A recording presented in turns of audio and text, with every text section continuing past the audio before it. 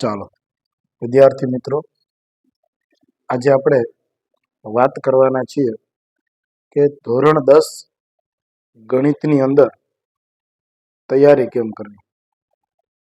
ઘણા બધા વિદ્યાર્થીઓનો પ્રશ્ન હતો કે ભાઈ સાહેબ કઈ રીતે તૈયારી કરવી. તો જો એક વસ્તુ ખાસ છે કે તમારા માઇન્ડને છે ને તમારે થોડુંક સેટ કરવું પડે.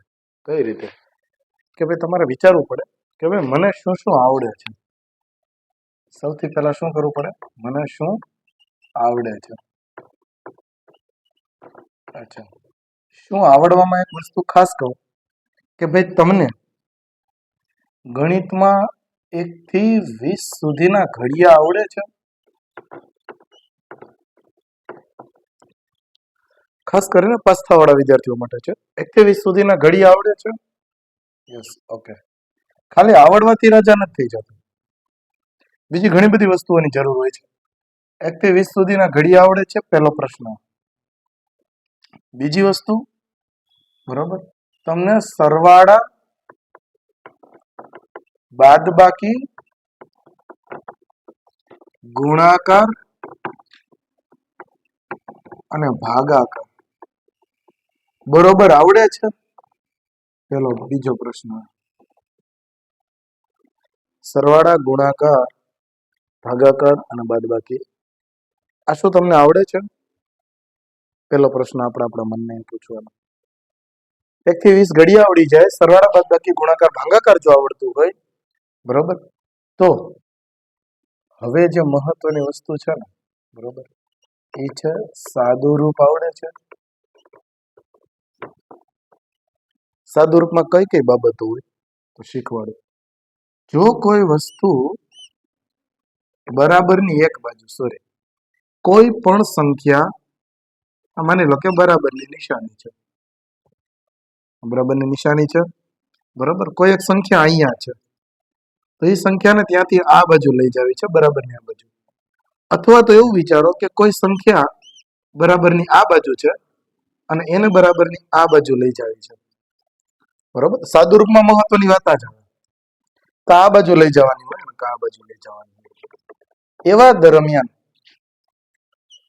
સૌથી પહેલું, બરોબર, બરાબરની આ બાજુ રહેલી વસ્તુ હોય અને એની આગળની નિશાની પ્લસ હોય, બરોબર, તો એ વસ્તુ બરાબરની ઓલી બાજુ જાય તો એ અંકની આગળની નિશાની ઋણ થઈ જાય.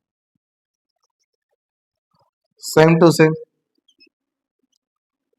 એ જ રકમની આગળની નિશાની જો માઇનસ હોત અને બરાબરની ઓલી બાજુ હોય તો પ્લસ થઈ જાય, બરોબર.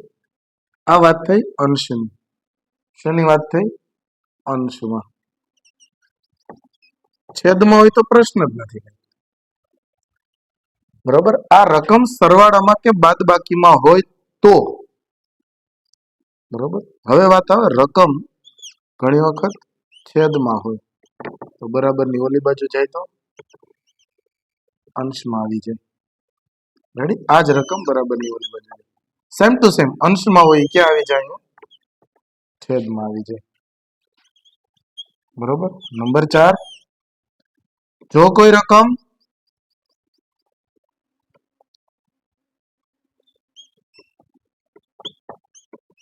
ગુણાકારમાં છે, બરોબર. જો કોઈ રકમ ગુણાકારમાં છે, બરાબરની ઓલી બાજુ જાય તો ભાગાકારમાં જાય અને ભાગાકારમાં હોય તો ગુણાકારમાં. સેમ ટુ સેમ અહીંયા એ વસ્તુ છે. આ એક વસ્તુ યાદ રાખો તો યાદ, આના છેદમાં આ હોય, બરોબર, તો આ બાજુ જાય, બરોબર, તો આ વસ્તુ સાથે ગુણાકારમાં જાય. આ રીતે જગ્યા ચેન્જ કરી શકે. રેડી? આ સાદુરૂપ મને આવડતું હોવું જરૂરી છે. ફરીથી, બરોબર, જો કોઈ રકમ સરવાળામાં હોય ઓલી બાજુ જાય તો બાદબાકીમાં, જો કોઈ બાદબાકીમાં હોય ઓલી બાજુ જાય તો સરવાળામાં, ભાગાકારમાં હોય ઓલી બાજુ જાય તો ગુણાકારમાં, ગુણાકારમાં હોય ઓલી બાજુ આવે તો ભાગાકારમાં. રેડી? આવા નિયમો મને આવડતા હોવા જરૂરી છે.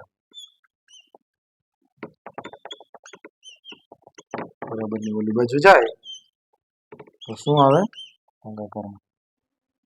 બરોબર, આ રીતે ગુણાકારમાંથી ભાગાકારમાં.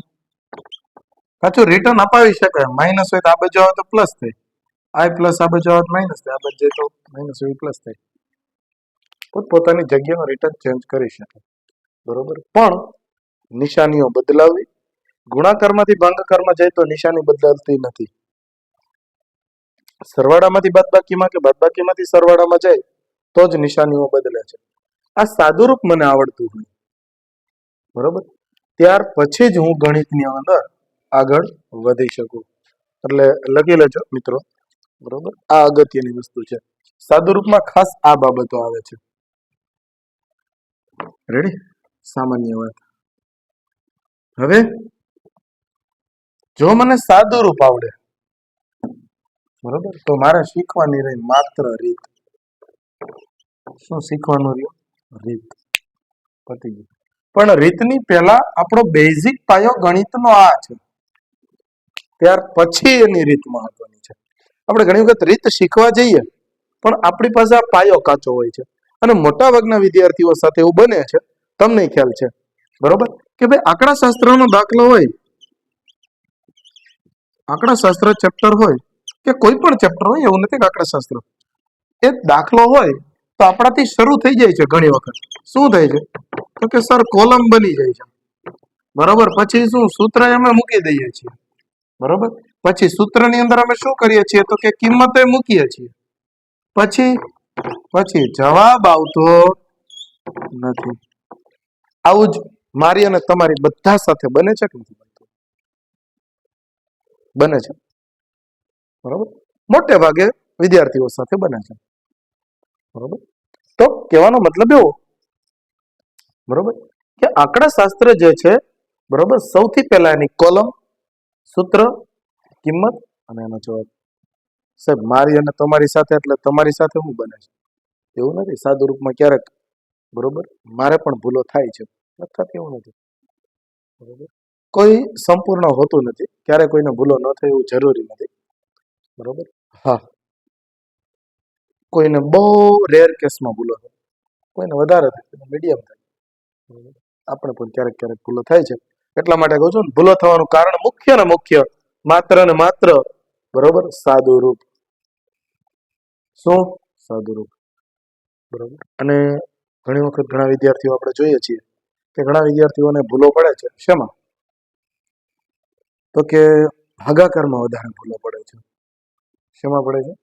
ભાગાકારમાં વધારે ભૂલો પડે છે. તો એ બાબતનું થોડુંક ધ્યાન રાખવું અને ભૂલો ઓછી થાય એનું ધ્યાન રાખવું.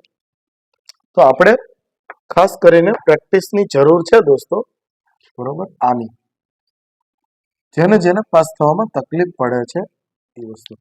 તો આપણા મનનો પહેલો પ્રશ્ન, શું આવડે છે આપણને? હલો, શું આપણને આ આવડે છે? અથવા આપણને શું આવડે છે? તો આ વસ્તુ આવડે છે? આ પ્રશ્નનો જવાબ મેળવવાનો જો આપણે પ્રયત્ન કરશું, બરોબર, તો 100% આપણને આપણા પ્રશ્નોનો જવાબ મળી જશે, બરોબર. અને શક્ય હોય એટલા વિદ્યાર્થીઓ સુધી આ વાત પહોંચાડીએ, જેથી કરીને એક મહેનત કરવાની દિશા મળી આવે. જય શ્રી કૃષ્ણ.